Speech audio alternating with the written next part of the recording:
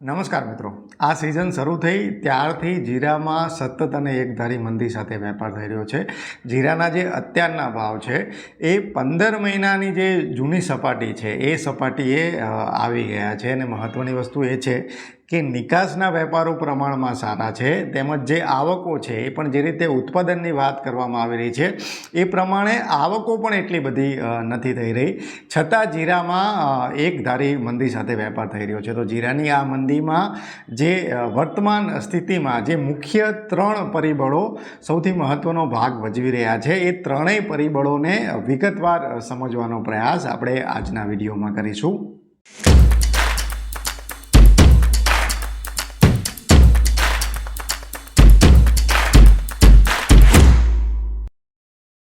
ખેડૂત મિત્રો, આ વિડીયોનો હેતુ માત્ર આપને માહિતી આપવાનો છે. આ વિડીયોની માહિતીના આધારે જીરા બજારમાં કોઈ જાતની ખરીદી કે વેચાણ કે જીરાનો સ્ટોક કરવા અંગેનો નિર્ણય મારી દ્રષ્ટિએ તમારે ન લેવો જોઈએ. તમારે જીરા બજારનો પૂરતો અભ્યાસ કરી અને તમારી જે આર્થિક જોખમ સહન કરવાની જે ક્ષમતા છે એના આધારે જ કોઈ નિર્ણય લેવો જોઈએ. હું ખોટો સાબિત થઈ શકું પણ તમારે ખોટા નથી સાબિત થવાનું. મારી વ્યક્તિગત વાત કરું તો અમારે આ સિઝનમાં જીરાનું જે ઉત્પાદન થયું હતું એમાંથી 50%થી પણ વધુ સ્ટોક અમે હાલની સ્થિતિએ વેચાણ એનું કરી દીધું છે. જેમાં મોટા ભાગનો સ્ટોક અમે સિઝન શરૂ થઈ ત્યારે જ એનું વેચાણ કરી દીધું હતું. અત્યારે એવું લાગી રહ્યું છે કે સિઝન શરૂ થઈ ત્યારે વધુ પ્રમાણમાં સ્ટોકનું વેચાણ કર્યું હોત તો સારું હતું. એટલે જે બજાર જે છે એમાં મિત્રો કોઈ એક પરિબળ નથી અસર કરતું, ઘણા બધા પરિબળો અસર કરી રહ્યા છે. અને કોઈ એવું મિકેનિઝમ હજુ સુધી નથી બન્યું જે એગ્રીકલ્ચર, જે આપણું કોમોડિટી બજાર છે કે જે કૃષિ બજાર છે એની કોઈ જાતની આગાહી કે કોઈ જાતનું સાચું પ્રેડિક્શન કરી શકે. તો હવે આપણે જીરા બજારની વાત પર મિત્રો પરત ફરીએ. તો જીરા બજારમાં મિત્રો આ સિઝન શરૂ થઈ ત્યારથી અત્યાર સુધીમાં મણે સરેરાશ 1300 રૂપિયા સુધીનો ઘટાડો નોંધાયો છે. અને એપ્રિલ મહિનામાં જ આપણે જોઈએ તો જીરામાં મણે 200 રૂપિયા સુધીનો ઘટાડો નોંધાયો છે. અને અત્યારે જે જીરાના હાજર બજારના જે ભાવ છે એ સરેરાશ 4000 રૂપિયાથી લઈ અને 4500 રૂપિયાની સપાટીની વચ્ચે ચાલી રહ્યા છે. તમને અત્યારે જે સ્ક્રીન ઉપર જીરાના વાયદાનો જે ચાર્ટ દેખાય છે એમાં તમે જોશો તો વાયદો થોડો સુધરે છે, પણ જેટલો સુધર્યો છે એના કરતાં પાછો વધુ ઘટી જાય છે. એટલે એ ટ્રેન્ડ જે છે એ છેલ્લા 1 મહિનામાં જીરાના વાયદામાં જોવા મળ્યો છે. ચિંતાની બાબત એ છે કે જે આવકો છે એ ચોક્કસથી વધારે છે પણ એટલી બધી પણ વધારે નથી. છેલ્લા 1 સપ્તાહની આપણે વાત કરીએ તો ઊંઝા માર્કેટયાર્ડમાં સરેરાશ 35,000 બોરી સુધીની આવકો નોંધાઈ રહી છે, જે ગત સિઝન કરતાં તો વધારે જ છે. કારણ કે ગત સિઝનમાં તો ઉત્પાદન બહુ ઓછું હતું, પણ સામાન્ય રીતે જે પ્રકારે ઉત્પાદન વધારે થવાની વાતો થઈ રહી છે એ પ્રમાણમાં હજુ આવકો નથી આવી રહી. તો આવકો પ્રમાણમાં ધારણા કરતાં ઓછી આવી રહી હોવા છતાં જીરામાં ઘટાડો થઈ રહ્યો છે. એક મોટી ચિંતાનું કારણ છે જીરાની મંદીમાં જે આ સિઝનમાં સૌથી મોટું પરિબળ છે એ તો વધુ ઉત્પાદનનો અંદાજ છે. પણ આના સિવાય બીજા મિત્રો 3 પરિબળો છે જે વર્તમાન સમયમાં જીરા બજારની મંદીને વેગ આપી રહ્યા છે. તો આ ત્રણેય પરિબળોની વિગતવાર વાત હવે આપણે કરીએ. જે પહેલું પરિબળ છે મિત્રો એ ચાઇના દ્વારા જે ફોરવર્ડ વેપારના જે વાતો થઈ રહી છે એ છે. એટલે કે ચાઇનામાં મિત્રો જીરાના વાવેતરની સિઝન એક રીતે ચાલી રહી છે ને હવે થોડા સમયમાં એ કદાચ પૂર્ણ થશે. ને એવી વાતો થઈ રહી છે કે ચાઇનાએ વૈશ્વિક બજારમાં ચાઇના અત્યારે ફોરવર્ડ સોદા કરી રહ્યું છે. એટલે કે આપણો જે ભાવ છે એના કરતાં 5% નીચા ભાવે ચાઇના પોતાનું જીરું વેચવા માટે મૂકી રહ્યું છે. એ ફોરવર્ડ સોદા કરી રહ્યું છે. એટલે કે ચાઇના પાસે અત્યારે જીરું ના હોય એનું વાવેતર થયું છે, જે જીરું જૂન અને જુલાઈ મહિનામાં એક રીતે બજારમાં આવશે. તો જૂન અને જુલાઈ મહિનામાં જે ભારતના ભાવ છે એના કરતાં 5% ઓછા ભાવે ચાઇના દ્વારા ફોરવર્ડ સોદા થઈ રહ્યા છે. અને આના કારણે એક રીતે વૈશ્વિક બજારમાં જે જીરા બજારની સ્થિતિ છે એમાં જે મંદી તરફી માહોલ છે એને વેગ મળ્યો છે. અને મહત્ત્વની વસ્તુ એ છે કે આપણે નિકાસના મિત્રો આંકડાઓ જોઈએ તો જે અપેડાના આંકડા છે, agriculture produce export development authority જે છે અપેડા, એના જે ઓફિશિયલ આંકડા છે એમાં આપણે માર્ચ મહિનાના આંકડા જોઈએ તો માર્ચ મહિનામાં આપણા દેશમાંથી 33,230 મેટ્રિક ટન જીરાની નિકાસ થઈ છે. અને જે ગત સિઝનમાં જે નિકાસ થઈ હતી એ અંદાજે 20,000 ટન આસપાસ હતી. એટલે ગત સિઝન કરતાં માર્ચ મહિનામાં નોંધપાત્ર રીતે જીરાની નિકાસમાં જે ગત સિઝનની સરખામણીએ આ સિઝનમાં નોંધપાત્ર રીતે વધારો નોંધાયો છે.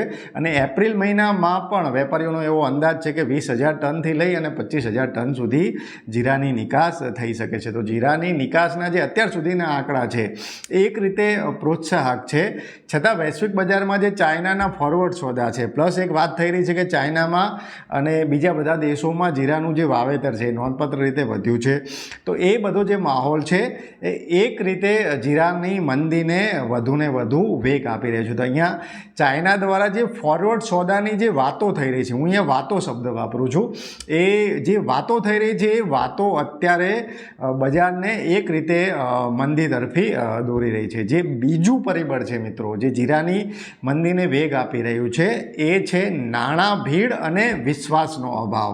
મારે ઊંઝાના એક ખૂબ જ 3 પેઢીથી જેમનો વ્યવસાય અહીંયા ચાલી રહ્યો છે એવા એક વેપારી સાથે વાત થઈ.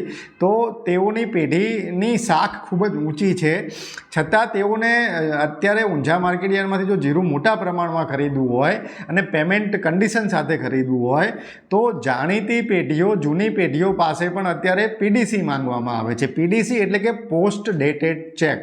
એટલે કે ઊંઝામાં એક રીતે વિશ્વાસના વાતાવરણથી એક રીતે મિત્રો ધંધો થતો આવ્યો છે. પણ જે અમુક જે રાજકોટની પેઢીઓ જે રીતે કાચી પડી અને ઊંઝાના અબજો રૂપિયા એ પેઢીઓમાં સલવાયા છે, આથી અહીંયા જે વિશ્વાસનો જે છે, વેપારમાં વિશ્વાસનો અભાવ જોવા મળી રહ્યો છે અને એક રીતે નાણાં ભીડ જોવા મળી રહી છે. તો જ્યારે નાણાં ભીડ હોય તો ચોક્કસથી જે કુલ વેપાર હોય એ પ્રમાણમાં ઓછો થાય. તો એના કારણે નાણાં ભીડ અને એક રીતે વેપારમાં વિશ્વાસનો અભાવ, તો એના કારણે વેપાર ઓછા થઈ રહ્યા છે. જેમની પાસે કેશ છે, જે લોકો ખરેખર આર્થિક રીતે સમૃદ્ધ છે એવા જ વેપારીઓ બહુ મોટો વેપાર કરી રહ્યા છે. બાકીના વેપારો ખૂબ જ અત્યારે ઓછા થઈ રહ્યા છે. લોકો બાકીમાં માલ આપવા બાબતે પણ અનેક વખત વિચાર કરી રહ્યા છે. ટર્મ્સ અને કન્ડિશન જે છે એ પેમેન્ટની જે કન્ડિશન છે એ વધુ સ્ટ્રિક્ટ થઈ છે. તો આના કારણે બજારનો જે કુલ વેપાર હોય એને ચોક્કસથી અસર થાય છે. તો નાણાં ભીડ અને વિશ્વાસ નો અભાવ આ એક બીજું એવું પરિબળ છે જે જીરાની મંદીને વેગ આપી રહ્યું છે. હવે મિત્રો આપણે ત્રીજા પરિબળની વાત કરીએ તો ત્રીજા પરિબળમાં રાજસ્થાનમાં વેચવાલી, રાજસ્થાનની જે જીરાની વેચવાલી કેવી રહે છે એ અંગે હજુ અસમંજસ છે. અસમંજસ હું શબ્દ એટલા માટે વાપરી રહ્યો છું કે અત્યાર સુધી જે અપડેટ આવી રહ્યા છે કે રાજસ્થાનમાં પણ ગુજરાતની જેમ સારા એવા પ્રમાણમાં જીરાનું વાવેતર થયું. રાજસ્થાનનું જીરું લેટ હતું, એટલે કે હજુ ઘણા વિસ્તારો એવા છે કે એપ્રિલ મહિના સુધી જીરાનું એમાં હાર્વેસ્ટિંગ ચાલી રહ્યું છે. તો રાજસ્થાનમાં કેટલું ઉત્પાદન આવશે, ક્યારે એ લોકો વેચવા માટે આવશે, કારણ કે હજુ સુધી હાલની સ્થિતિ આપણે જોઈએ તો ઊંઝામાં જે આવકો થઈ રહી છે એમાં રાજસ્થાનની આવકો 15,000 બોરી આસપાસ જ છે. એટલે હજુ સુધી રાજસ્થાનની આવકો શરૂ નથી થઈ.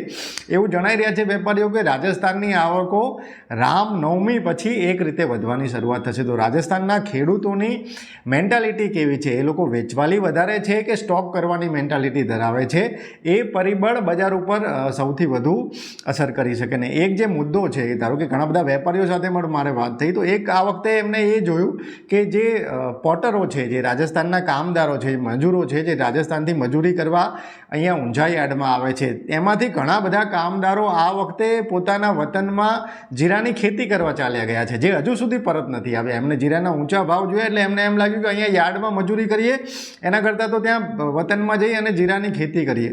તો એવું પણ પ્રમાણ નોંધપાત્ર રીતે વધ્યું છે. તો આ બધા જે અપડેટ છે એવી રીતે દર્શાવી રહ્યા છે કે રાજસ્થાનમાં જીરાનું ઉત્પાદન જે છે નોંધપાત્ર રીતે આવશે અને રાજસ્થાનના ખેડૂતો કદાચ જે છે એમની વેચવાલી જે છે આગામી દિવસોમાં વધી શકે છે. તો આ પરિબળ, રાજસ્થાનનું પરિબળ પણ એક રીતે બજાર ઉપર હાવી થઈ રહ્યું છે. તો આ સ્થિતિમાં જે મેં તમને પહેલાં જણાવ્યું એમ કે નિકાસના વેપારો પ્રમાણમાં સારા છે, દેશાવરની એક રીતે માંગ પણ સારી છે, પણ હજુ સુધી બજાર આટલું બધું ઘટી ગયું હોવા છતાં સુધી સ્ટોકિસ્ટ જે જીરાનો સ્ટોક કરે, જે એ ગણતરીએ જીરાનો સ્ટોક કરે કે અત્યારે નીચા ભાવ છે હું લઈ લઉં, પછી 3 મહિના 4 મહિના 6 મહિના પછી ઊંચા ભાવ થશે ત્યારે હું વેચી દઈશ. તો જ્યારે એ નીચા ભાવે ખરીદનારા જે સ્ટોકિસ્ટ છે એ હજુ સુધી એક્ટિવ નથી થયા. પહેલાં એવું લાગતું હતું કે 4500ની સપાટીએ બજાર આવશે ત્યારે સ્ટોકિસ્ટ એક્ટિવ થશે.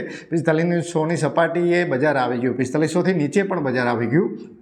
છતાં હજુ સુધી સ્ટોકિસ્ટ એક્ટિવ નથી થયા, જે ચિંતાનું કારણ છે. તો બજારમાં એક રીતે હજુ જે માહોલ છે એ મંદી તરફી વધુને વધુ આગળ વધી રહ્યો છે. અને એમાં રાજસ્થાનની જે આવકો છે એ એક રીતે મહત્ત્વનું પરિબળ સાબિત થઈ શકે છે. અને રાજસ્થાનમાં આવકોનું પ્રેશર વધે તો મંદી તરફી જે માહોલ છે એને વધુ એક રીતે વેગ મળી શકે છે. તો મિત્રો, આપણા વિસ્તારમાં જીરાના ખેડૂતોની શું સ્થિતિ છે? કારણ કે જ્યારે ખેડૂતોએ આપણે જીરાનું વાવેતર કર્યું હતું ત્યારે જે ભાવ હતા એના કરતાં અડધાથી ઓછા ભાવ આ વખતે થઈ ગયા છે. તો મિત્રો, એ અંગેના તમારા અભિપ્રાય અમને કોમેન્ટમાં જણાવજો. હાલ બસ આટલું જ.